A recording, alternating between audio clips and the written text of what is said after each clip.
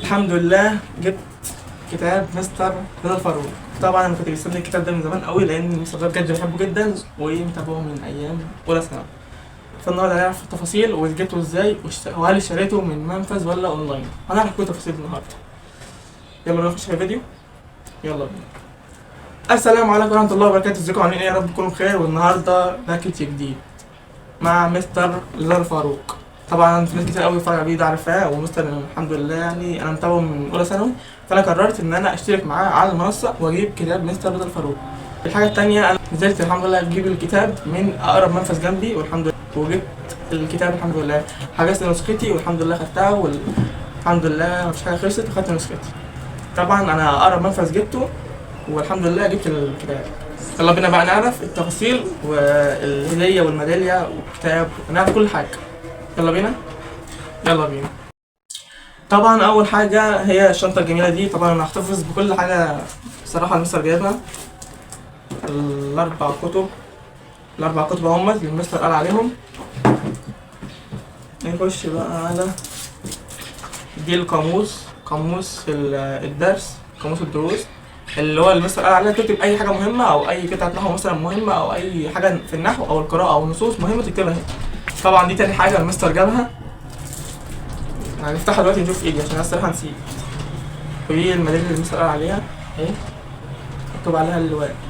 تحفه الصراحه. ماشي. ومفيش تاني، هي الشنطه الجميله دي جايه مع والمستر اكد حاجه مهمه جدا، ان انت لازم تشتري كتب مع الشنطه الجميله دي. تمام. يلا بقى نركن الشنطه دي ونشوف كل حاجه. نفتح الاول الهديه. طبعا قلنا الميداليه والكراسه. انا باكد ليه يا جدعان الهدايا وباكد ليه الكتب، لان في ناس بتكتب لي قوي وبتكتب تعليقات كتير قوي بتقول لي انا الهدايا ما جاتليش، والهديه دي مثلا ما جاتليش وكده. فانا باكد عليكم ان هي لازم توصل لكل حاجه. في دي اقرا يا جدعان، باينه ليك وحش اجمد كده. دي يا جدعان زي اطار كده بتحطه جنبك في المكتب او بتظبطه او بتلزقه على حاجه. تقريبا لا مش بيتلزق، تقريبا بتحطه كده على المكتب وانت بتذاكر. جميل جامد والله. خش بقى على التوب. ايه اللي جاب دي هنا؟ مؤاخذة يا جدعان. ماشي. بس خلصت الاستيكر كله. ماشي. اول حاجه نبدا بيها الكتاب التوب الجامد، كتاب الشرح عليه رسمة المستر. طبعا ده كتاب الشرح اهو. هنفتح دلوقتي ونشوف كل حاجة موجودة فيه، اللي هو بيقول لك اتقن واتدرب. ده كتاب الواجب. تمام. ده كتاب الشرح وده كتاب الواجب. تمام.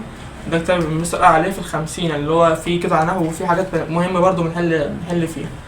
وده كتاب يلا نحل سوا، اللي هو أول ما تخلص المحاضرة بتاعت المستر بتحل بقى من الكتاب ده. تمام. كده لازم في الباكج يوصل لك كام كتاب زي ما المستر قال 4 كتب، كتاب شرح وكتاب اتدرب اللي هو الواجب، وكتاب يلا نحل سوا اللي هو بعد المحاضرة على طول، وفي ال50 ده كتاب الصراحة جميل جدا، وعجبتني اللي هي العنوان كده في ال50 حاجة تحس جميل والله. يلا بقى نفتح كل كتاب ونشوف ايه المحتويات بتاعته. بصراحة الغلاف جميل جدا، الغلاف ما شاء الله غلاف جميل تحفة. نفتح بقى ونشوف ايه المحتويات بالظبط والدنيا عاملة ايه والتصميم بقى كتابة وكده. يلا بينا. طبعا دي الغلاف كتاب الشرح زي ما قلت لكم. ده الغلاف ما شاء الله جميل. ايه الحلاوه دي. ماشي. يلا بينا نبدا ونشوف الكتاب محتوياته ايه.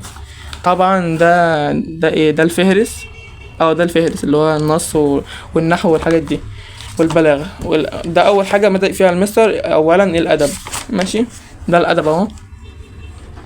بالمناسبة احنا عندنا قصة طه حسين، وبجد انا لما سمعت القصة دي يعني مش كلها، سمعت حاجات منها كده وصراحة عجبتني جدا، وان شاء الله بقى يعني نذاكرها جامد لان بتيجي اسئلة عليها في الامتحان بتاع تقريبا 4-5 اسئلة كده.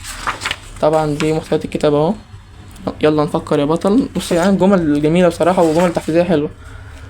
وهنا طبعا الشرح. ده الشرح ده بقى دي بقى اللي هو المبتدأ والخبر، وزي ما المستر قال الكتاب بيبدأ بالمبتدأ والخبر والحاجات اللي هي البداية اللي هي الأساسيات يعني. تمام. ده الغلاف الكتاب عشان الناس برضو اللي عايزة تشتري تعرف الغلاف من جوه عشان تعرف تفاصيل الكتاب وكده. تمام. ده كل حاجة اهو، صور وما شاء الله يعني. نقدم بقى، نخش شويه كده، نخش شويه كده اهو في النص. بص يا جدعان، بص الشرح ما شاء الله ما شاء الله. دي البلاغه، بلاغه اهي طبعا، دي البلاغه. بص مكتوبين عشان نبدا صح. شكل سؤال البلاغه في امتحانات الثانويه العامه هيجي ازاي. هو بيدرج بقى البلاغه بتيجي ازاي في الامتحانات وكده. تمام. طبعا دي بقى التشبيه والاستعاره والكنايه والمجاز، كل ده موجود هنا في البلاغه عشان دي اساسيات. فانت لازم تبدا، لازم تبدا اللي هو من الحاجات اللي انت خدتها يعني وكده، هتذاكرها من اولى ثانوي. يلا يا صديقي، قبل الانطلاق لابد من الاتفاق. ما شاء الله، عشان تبدا صح. طبعا ده غلاف كتاب الشرح جميل جدا. يلا بينا بقى نخش على الكتاب اللي بعده، هو كتاب الواجب، اتقن اتدرب في اللغة العربية. ده يا جماعة عشان بس الفيديو ما يطولش، ده هو الحل الواجب اللي هو مثلا على كل محاضرة، المجموعة الأولى المجموعة التانية، يعني بتحل اللي هو بعد المحاضرة على طول. ده قصدي لا، ده مش بعد المحاضرة، ده الواجب، بتحل الواجب على كل مجموعة وكل محاضرة. تمام. طبعا ده الواجب اهو، ده كل حاجة موجودة هنا ان شاء الله. جميل. تمام يا جدعان، ده كتاب اللي هو اتقن اتدرب، ده كتاب الواجب. تمام. نجيب بقى كتاب اللي هو في الخمسينة، في الخمسين. حلو ما شاء الله، العنوان جميل والله. يا ايه الحلاوة دي، بتشرب شاي وما تعزمنيش يا جدو. ماشي ماشي. طبعا ده في الخمسين اللي هو بيكون فيه الأسئلة كتير والمهمة، سواء نصوص أو بلاغة أو نحو. هو برضو ما شاء الله ده اللي فيه دي النصوص صح؟ دي النصوص وقراءة متحررة برضو أهو موجودة، القراءات كلها موجودة. ده كتاب حل يعني، ده بالملخص كده ده حل برضو. يلا بينا بقى نخش على كتاب، يلا نحل سوا. جميل جدا، ده اللي هو بعد المحاضرة على طول، بعد ما تخلص المحاضرة تحل ده. يلا نحل سوا، ده الترم الاول. بالمناسبه يعني نسيت اقول لكم حاجه، الكتب دي الاربع كتب دول عشان الناس اللي بتسالني كتير قوي، الاربع كتب دول الترم الاول كله كامل، الترم الاول ده غير طبعا اشتراك المحاضرات. تمام. الناس اللي مش عارفه تشترك بتدوس على الكورس، الدخول بالكورس. هو المستر عامل عرضين قصدي، عامل عرض اللي هو الشهر الاول والاربع شهور، بس مش فاكر ده سعر وده سعر، ده سعر وده سعر. طبعا ده سعره تقريبا 200 جنيه على ما اظن يعني، مش فاكر. والسعر اللي هو اللي هو شهر 9 و10 و11 على ما اظن يعني ب 480 جنيه. تمام. مش فاكر يعني الاسعار دي موجوده على المنصه، اللي حابب يدخل لازم يسجل على الموقع ولازم يشترك في المحاضرات، عشان المحاضرات غير الكتب، دي سعر ودي سعر. تمام. عشان في ناس كتير قوي شفتها بتسالني ومش فاهمه يعني وكده، فحبيت افهمكم الحته دي. تمام. ده اللي نحل سوا، ده اللي بيبقى بعد المحاضره على طول.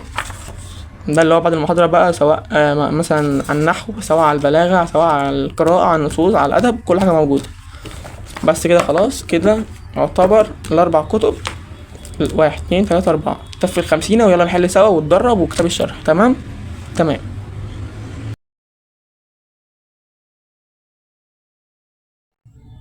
وطبعا بقى يا جدعان زي ما وضحت لكم كل تفصيله وكل حاجه، وبس كده هيكون الفيديو النهارده. اتمنى الفيديو يكون عجبكم. وطبعا سعر الباكج نقوله برضو، سعر الباكج ده كامل ب 250. تمام. ده كل حاجه طبعا بكتاب الشرح. لو حد اداك سعر غير كده ما تشتريش، لان هو بيكون صفحات غير موثقه ومنافذ غير موثقه، فالناس ما بيقدرش بكده وما تشتريش. تمام. سعر الباكج وتاكدوا من السعر ده برضه عشان مش فاكر والله، بس انا جايب الباكج ده امبارح ولسه عامل فيديو النهارده. ده تاني يوم من يعني لما جبت الباكج امبارح. تمام. طبعا انا وضحت لكم كل تفصيله في الفيديو. وما تنسوش اهم حاجه تدعموني وتعملوا لايك وتشتركوا في القناه وتفعلوا زر الجرس. وبس كده، توحشوني جدا والله. ويلا بينا نبدا بقى الثانويه العامه ونشد كده ونجمد. يلا بينا، كل واحد ما يكسلش، واهم حاجه زي ما اي حد بيقول واي مدرس ما تراكموش. لسه انا جايب هنا على التابلت تقريبا بتاعت مستر خالد صقر، بطل تسويف. هي دي اهم جمله فعلا، بطل تسويف. ذاكر وخلص بسرعه عشان نجيب مجموعه ان شاء الله، وربنا يكرم كل واحد ويديله، وكل واحد ياخد الكليه اللي هو بيحبها. وان شاء الله ربنا يكرمكم كلكم. وادعوا لي بقى يا جدعان، او حد في ثالثه ثانوي لحد في دفعه 2025 يجي يدعي لي كده، والدفعات اللي كلها تدعي لي طبعا. وان شاء الله نجيب مجموعه وندخل الكليه اللي احنا عاوزينها. اشوفكم على خير ان شاء الله في الفيديوهات الجايه. بس كده، سلام عليكم.